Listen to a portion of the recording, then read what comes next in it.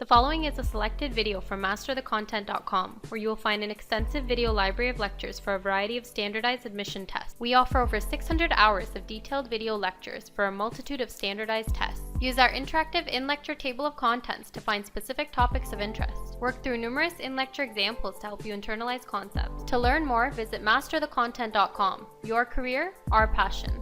Now what we're going to do is we're going to convert grams to grams. When 450 megagrams of methane combusts, what mass of carbon dioxide is produced? First, what we want to do is we want to see if our equation is balanced. Is our equation balanced here? No, it's not. You can pause the video now, try it yourself, but for the rest of us, I'm going to continue.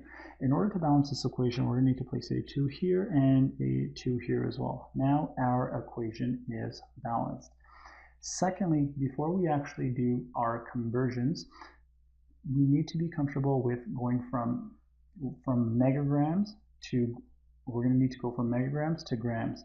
Thus, let's revisit a slide that we covered when we were covering SI unit prefixes, and that was right here. And if we see here, prefix mega, right, gives us a conversion factor of 10 to the power of 6. And what that's telling us then is that 1 megagram is equivalent to 10 to the power of 6 grams. Great. Now that we know that, let's go back and fill that into our, oh, we were right here, yes. Thus, the mass of methane, right? We're being given 450 megagrams. We'll just convert that to grams. It's going to be, our conversion factor is going to be 10 to the 6 grams over 1 megagram. Now, to make this problem even easier, what we can actually do is write our megagrams in their scientific notation as such. 4.50 times 10 to the power of 2 megagrams, right?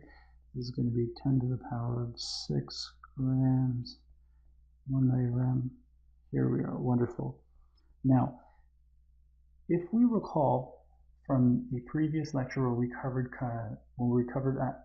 exponents, we had demonstrated that when we're multiplying exponents, in this case that's going to be 10 to the power of 2 and 10 to the power of 6, what we're actually doing is adding them. Thus, all we're going to need to do is just add this 2 and this 6, and we have our answer. Thus, the mass of our methane here, that's just going to be 4.50 times 10 to the power of 8 grams.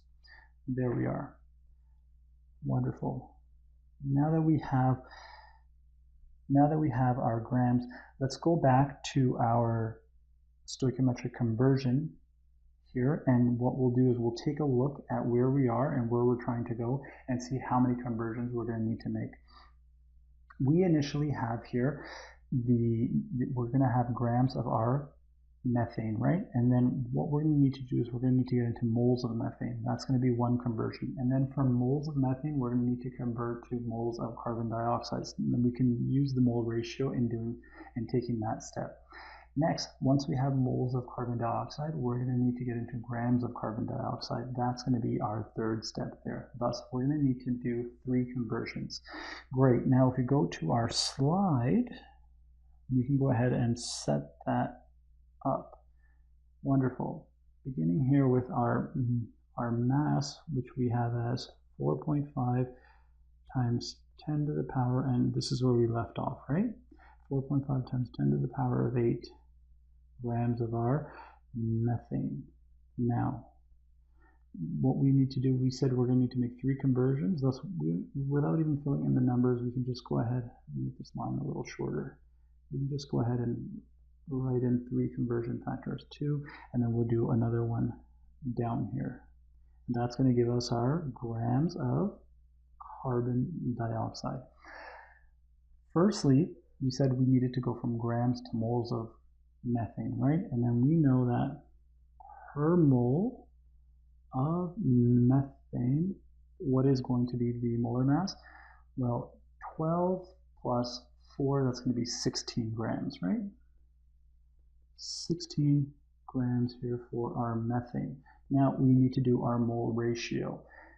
next to get into moles of carbon dioxide. And how can we do that? Well, we can do that from our balanced chemical equation. Here, how many moles of methane here are reacting? We have a mole, yeah? And then how many moles of carbon dioxide are being produced? It's a 1-to-1 mole ratio, right? Thus, we would just do a 1-to-1 mole ratio here. And that is for our mole of carbon dioxide. Great. Now that we're in moles of carbon dioxide, what we actually need to do next is we now get into our grams.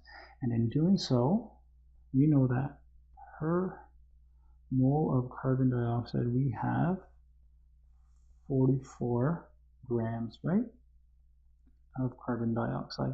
And once we go ahead and we equate this, we get a value of 1.2 times 10 to the power of 9 grams of carbon dioxide. And there we are. It's as simple as that. Thus, for when 450 megagrams of methane combusts, 1.2 times 10 to the power of 9 grams of carbon dioxide is produced. Wonderful. Let's now move on to our next slide. What are we being asked? What are we being asked here now? Now what we're going to do is we're going to go from grams to molarity.